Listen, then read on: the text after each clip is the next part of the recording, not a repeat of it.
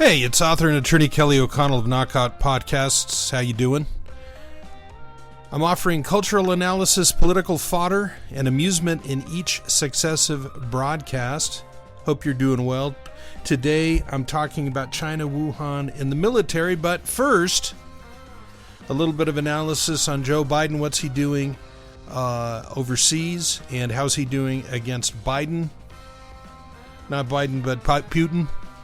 And I don't think he's doing very well. He just seems like he is not functional. He was walking around outside in a clip that I just saw, and he didn't seem to know where he was sitting. It was at a restaurant, and finally his wife got up and yelled at him and brought him over, and he really didn't seem like he even knew where he was. So I think it's elder abuse. He's not setting policy. He's just acting as a human teleprompter. And a gaffe machine. When he's not reading off the teleprompter, it is a terrible situation. That's why they wouldn't let him get up and do a live teleconference, a live broadcast with Putin, because it would become obvious so quickly that he didn't know what was going on. So, as we've already mentioned on this show, Kamala Harris is just an absolute joke, and unfortunately is not going to be able to be president, as far as I can tell. Now, if she is president, it'll be even worse than it is right now. But at least she can read. All right, I have some weird news for you. Here is a story from New York Daily News. Alabama woman allegedly used stolen money to pay for plastic surgery, pleads guilty to robbing a Mississippi bank. Now, there's some strange things about this. I believe, first of all, if you see the woman, she's got she's very strange looking. She's wearing a wig. She's put a bunch of, imagine someone standing in front of you who has about 20 Band-Aids on their face. And on top of their nose, underneath their nose, on the side of their nose. Looks very odd. Okay. So, not to draw the most obvious conclusion, but she's had a nose job. So, she is actually a male, and her name is, and it's, I assume, a made-up name, Iconic Face, F-A-C-C-E, from Ashford, Alabama. So, an Alabama woman allegedly using stolen money from a bank to pay for cosmetic surgeries was sentenced to 15 years in prison. And she sounds like one of the dumbest people I've ever heard of. You'd have heard of dumb robbers before, but she takes the cake. This was on March 22nd, 2019. District Attorney Crosby Park was the prosecutor. Now, Iconic Face, or Fauci, or whatever, however you pronounce it, gives a teller a handwritten note, and it says, "You have 1 minute to give the money. Do not be wrong. Or die, A-R-E." So she meant or. So it must be that female hormones poisoning her brain. The robbery was caught on surveillance video. So the same day, police were informed about an abandoned Cadillac near the bank, coincidentally. And witnesses had seen Iconic Fauci's person matching that description walking away from the vehicle. They investigated it. It turned out it belonged to her or him. And so, as the investigation continued, this is a quote, investigators were able to determine Fauci's cell phone service provider and obtain phone data, including geolocation information. Data confirmed the phone was located in the Bank Corp South area in the morning of the incident, and the phone was located later that day at the Huntsville airport. So they talked to the tellers. They showed her the pictures. Yes, that's her. That's him. And according to the Sun Herald, Fauci, who's trans, had already spent time behind bars. She served 51 months in prison for robbing an Alabama bank in January 2009. And this is reminiscent of the movie Dog Day Afternoon, where two guys were lovers, and the one guy was robbing a bank so that his lover could get a sex change, except there's only one person here, so anyway, maybe that was her inspiration. All right. Wuhan Lab in China. And we know that it's now the center of a lot of controversy. So from the United States, we have Dr. Fauci, who's lied his ass off. And we realized that he was hiding something. And when it came out, the information turned out to be that he had given money to this group. Now, he was also involved with a guy named Dr. Peter Daszak, and he lives in the United States. He's got a multi-million-dollar house in upstate New York. But he's been called in front of Congress to answer what he had to do, what his charity had to do with the Wuhan Institute of Virology.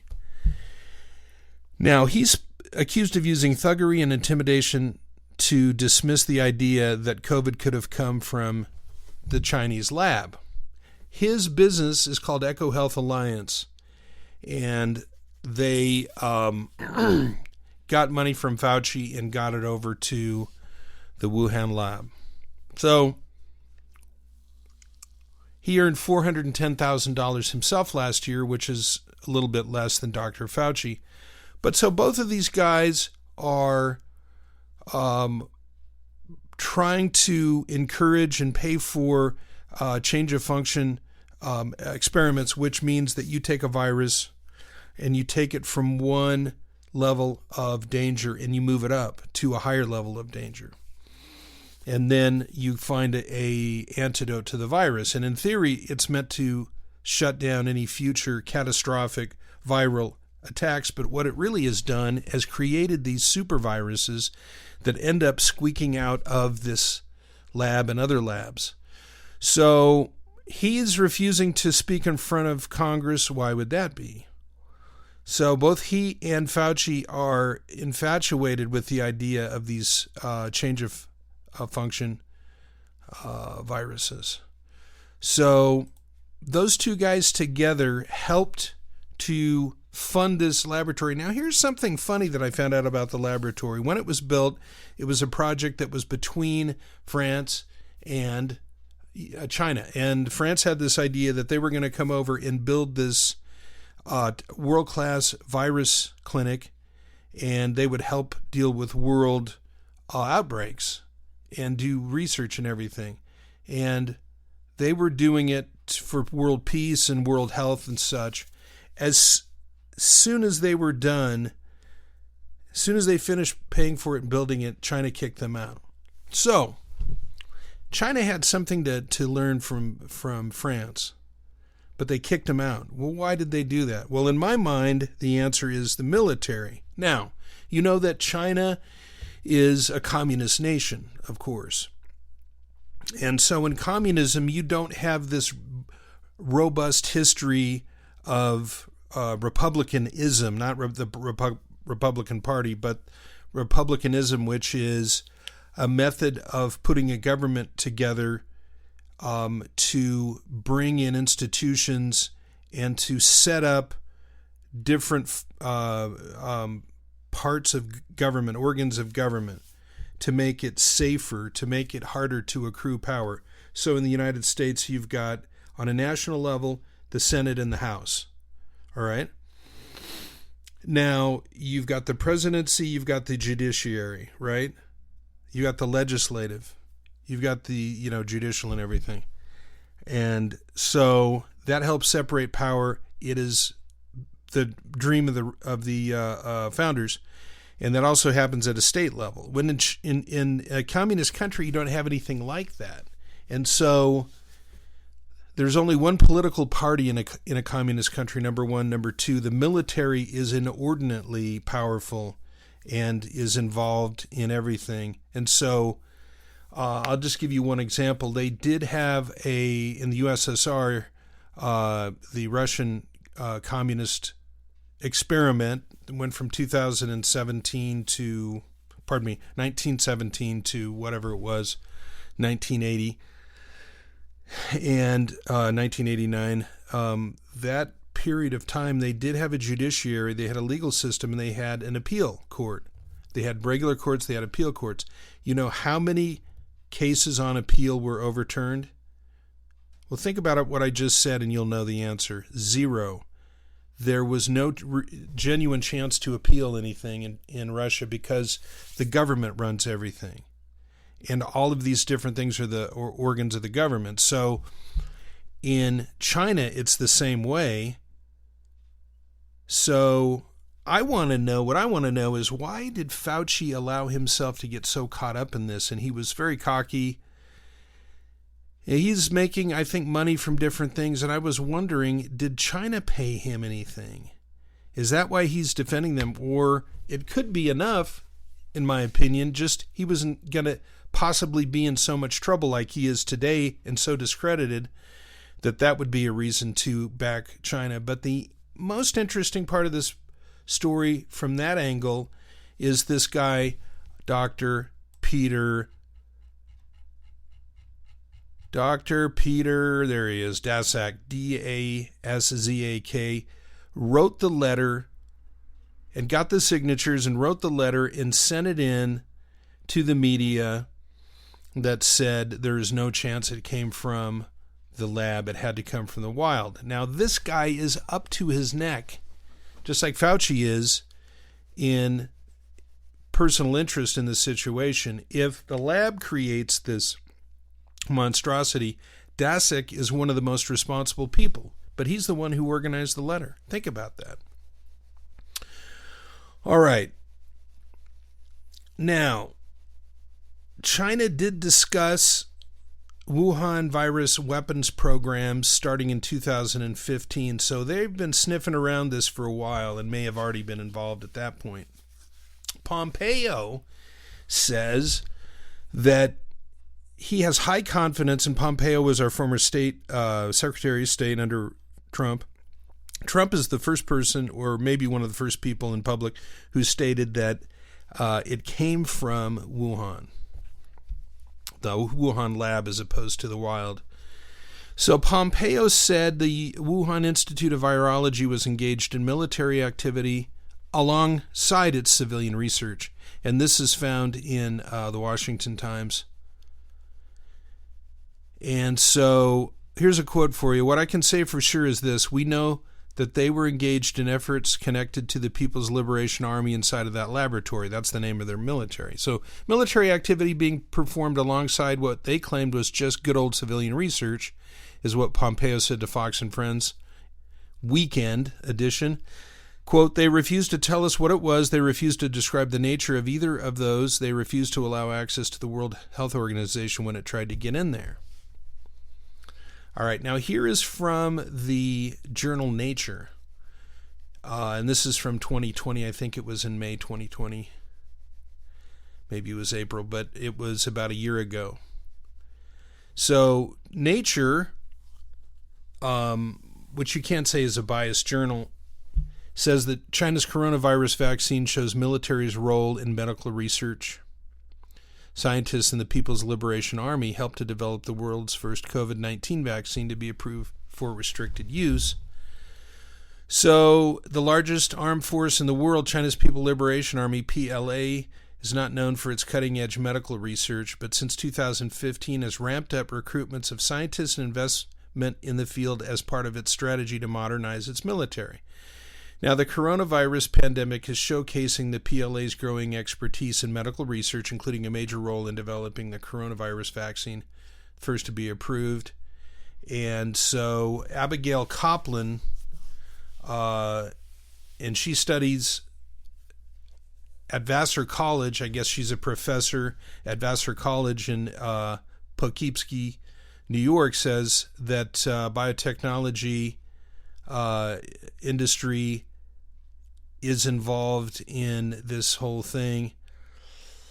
She said that medical researcher Major General Chen Wei at the Beijing Institute of Biotechnology, part of the Academy of Military Medical Sciences, led the team that developed the vaccine. So it's all involved with each other, you know?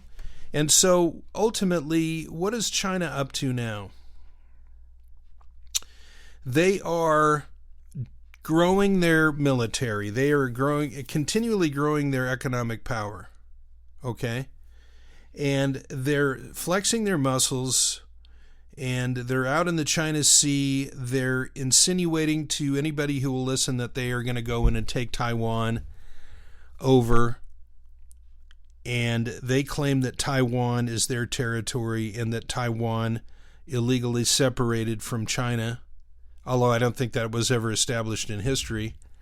But they're going to go in there, and so they are betting, and you might want to look out for this, that they can probably take Taiwan away without a fight. Now, Taiwan is a very good ally of ours. And funny enough, was the one place in the world, I don't think, where there were any deaths from COVID. You can look it up. But so, you know, there's no doubt that China would develop viruses for the military, and not just for defense. I mean defending people's health. But here's a possibility. Number one, because they had said that we had never had the ability to do any science like this until the French came over and helped us, and then the military was able to get involved in that too, and that's one reason why we should be very careful the military or economic information that we give to China now, because it's going to be misused. Now, remember this. 30, 40, 50 years ago, China was backwards, very, very backwards.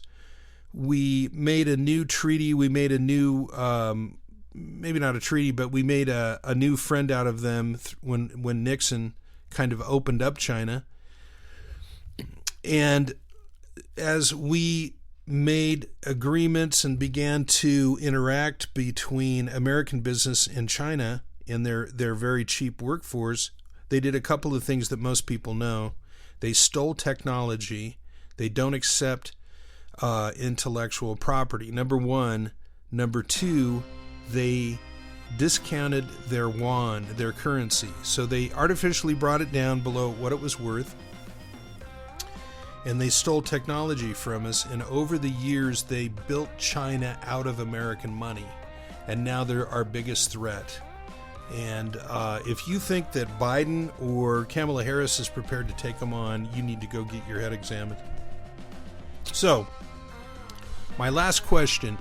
Is it possible that China was so pissed that Trump stood up to them that they decided, we're going to teach this guy a lesson, we can deal with it better than America can?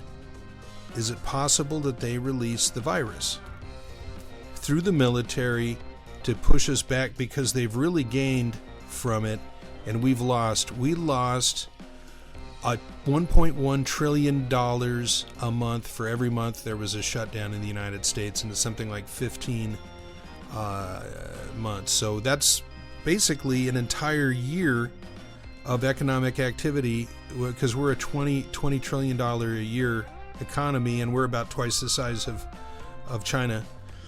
But the way that the Wuhan, the COVID, was misused by the political class in America, the elites, and they used it to shut down when we didn't need to shut down, number one. Number two, they used it to control businesses, and they entered into the private marketplace by paying individuals to not work. And the way that the elites and Fauci and his buddies, they attacked Trump. They tried to make him look like a fool. That's one of the reasons that he lost, because of COVID. And so now the Democratic Party is fully in control of all of the elements of the government. So that is a crazy question, a crazy scenario. I'd sure like your response. Thanks for tuning in. Really enjoy hanging out with you. And put in a comment or two if you would like the video. It would help me to understand which ones are people are enjoying. And don't forget to subscribe. Kelly O'Connell, Knockout Podcasts, and hope you have a beautiful day tomorrow. Ciao.